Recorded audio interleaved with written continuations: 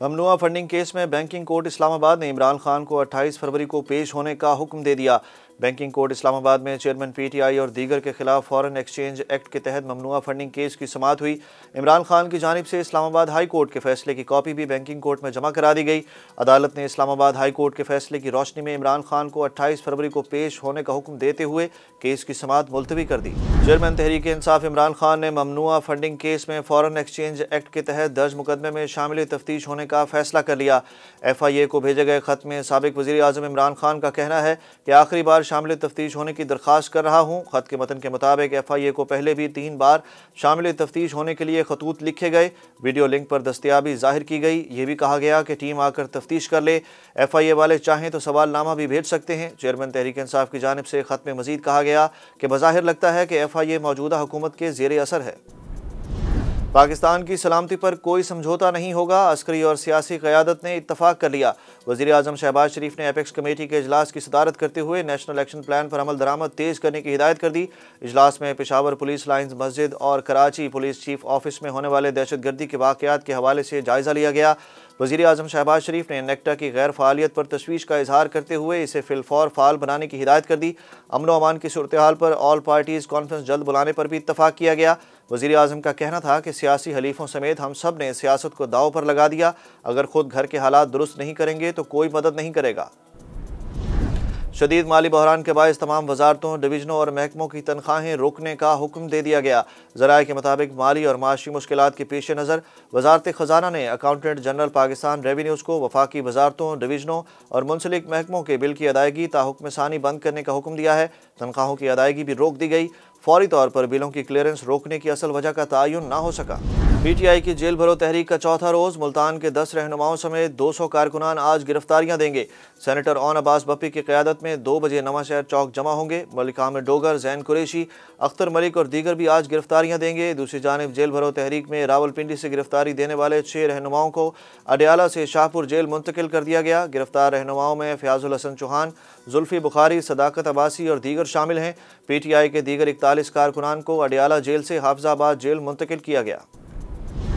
मुस्लिम league नून के कायद मियां नवाज शरीफ ने chairman PTI Imran Khan की जेल भरो तहरीक को गैर अहम करार दे दिया। नवाज शरीफ से साबिक वज़ीर आज़म आज़ाद कश्मीर राजा फारूक हैदर खान की लंदन में मुलाकात हुई। मुस्लिम लीग नून के कायद ने इमरान खान की तहरीक को गैर अहम करार देते हुए कहा कि जेल भरो तहरीक में कोई बात हो तो करें। राजा फारूक हैदर ने कहा कि मियां नवाज शरीफ ने मौजूदा आज़ाद कश्मीर की हुकूमत पर तहफ़्फ़ुज़ात का इजहार किया है। उनका कहना था कि दीगर जमातों के साथ मिलकर सोचेंगे कि अगर अदम एतमाद लाते हैं तो आवाम को क्या फ़ायदा होगा। वज़ीर दाखिला ने भी साबिक आर्मी चीफ पर इल्ज़ामात आयद कर दिए। राना सनाउल्लाह ने कहा कि हमारी हुकूमत गिराने और PTI को लाने में जनरल रिटायर्ड बाजवा का ही हाथ था। निजी TV प्रोग्राम में गुफ्तगू करते हुए राना सनाउल्लाह ने कहा कि सरगोदा जलसे में मुझे तस्वीरों का नहीं पता। जनरल रिटायर्ड बाजवा की किसी से क्या डील होनी है, जिनसे डील थी वो भी इनके खिलाफ सुबह शाम बात करते हैं। मरीम नवाज ने मुतअद्दिद बार डट कर बाजवा का नाम लिया, इस वक्त भी लिया जब वो आर्मी चीफ थे। ज़ाहिर शाह को नैब का चेयरमैन तैनात कर दिया गया। नोटिफिकेशन भी जारी। नोटिफिकेशन के मुताबिक ज़ाहिर शाह का तकर्रुर नए चेयरमैन नैब की तैनाती तक किया गया है। ज़ाहिर शाह की तैनाती 22 फरवरी से की गई है। वो इस ओहदे पर नए चेयरमैन नैब के इंतखाब तक काम करते रहेंगे। ज़ाहिर शाह DG नैब रावलपिंडी भी रहे हैं, जबकि 2021 से वो डिप्टी चेयरमैन के ओहदे पर फाइज थे।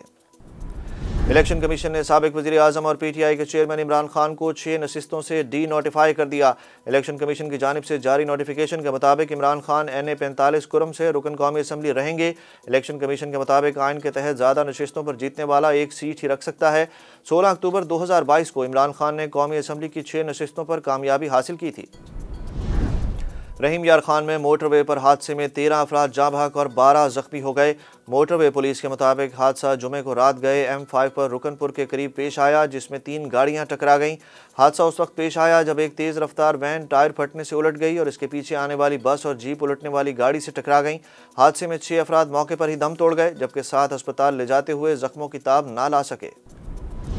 पाकिस्तान और अफगानिस्तान के दरमियान तोरखम सरहदी गुजरगाह 6 रोज़ बाद बहाल हो गई। हुकाम के मुताबिक आज सुबह 6 बजे सरहदी गुजरगाह कार्गो गाड़ियों की आमदोरफ्त के लिए खोल दी गई है। माल बरदार गाड़ियों की 2 तरफा आमदोरफ्त शुरू हो गई, ताहम पैदल आमदोरफ्त गुज़श्ता शाम बहाल हुई थी। तुर्किया और शाम में आने वाले जल्जले के नतीजे में अमवात की तादाद 50,000 से तजावुज़ कर गई। मीडिया रिपोर्ट्स में बताया गया है कि तुर्किया में जल्जले से 1,73,000 इमारतें तबाह हुई और मुतासर इलाकों से 5,30,000 से ज़ायद अफराद ने नकल मकानी की। हुक्काम का कहना है कि जल्जले के नतीजे में मजमूई तौर पर 1.9 मिलियन अफराद आर्जी तौर पर महाजरीन के कैंपों में ज़िंदगी गुजार रहे हैं। High court bar association Multan के सालाना इंतखाबात में पोलिंग जारी। 5 नशिस्तों पर 14 उम्मीदवार मद्दे मुकाबिल। सदारत की नशिस्त पर 3 उम्मीदवार मद्दे मुकाबिल। जनरल सेक्रेटरी की नशिस्त पर 4 उम्मीदवारों के दरमियान मुकाबला होगा। मजलिस आमला की 7 नशिस्तों के लिए उम्मीदवार बिला मुकाबला मुंतखब हो चुके हैं। इस बारे में मजीद तफसीलात जानते हैं साउथ टुडे के रिपोर्टर आसिफ बलोच से। जी आसिफ, आगाह कीजिएगा।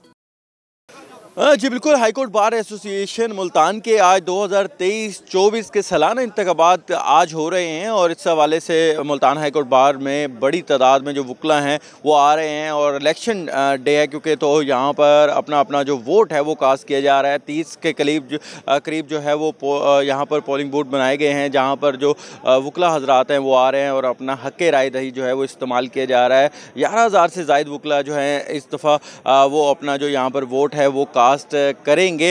इस दफ़ा बड़े जो है सदारत के ऊपर बड़े मुकाबले का इम्कान है क्योंकि इस दफ़ा 3 उम्मीदवार जो हैं वो मद्दे मुकाबल हैं जिसमें सजाद हैदर मेतला हैं, इसके अलावा रियाजुल हसन गिलानी हैं और इसके साथ साथ राणा आसिफ सईद भी यहाँ पर जो है वो इलेक्शन कंटेस्ट कर रहे हैं।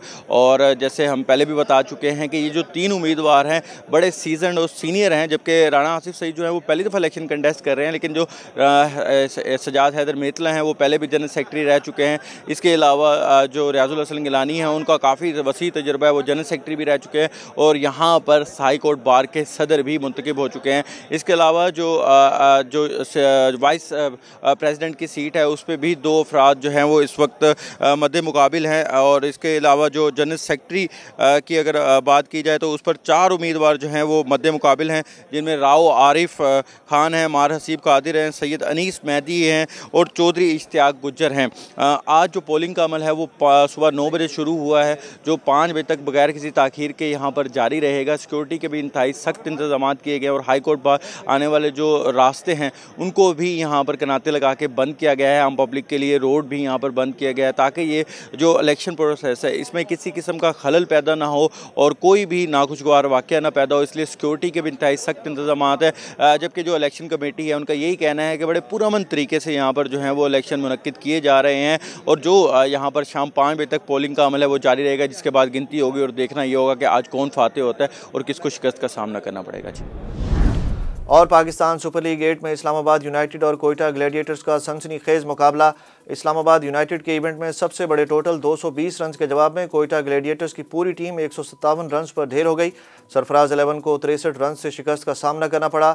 इस्लामाबाद यूनाइटेड के आजम खान की धुआंधार इनिंग्स 8 छक्कों और 9 चौकों की मदद से आजम खान 42 गेंदों पर 97 रन बनाकर आउट हुए। आजम खान ने अपने वालिद और साबिक विकेट कीपर मोइन खान के छक्के की याद ताज़ा कर दी।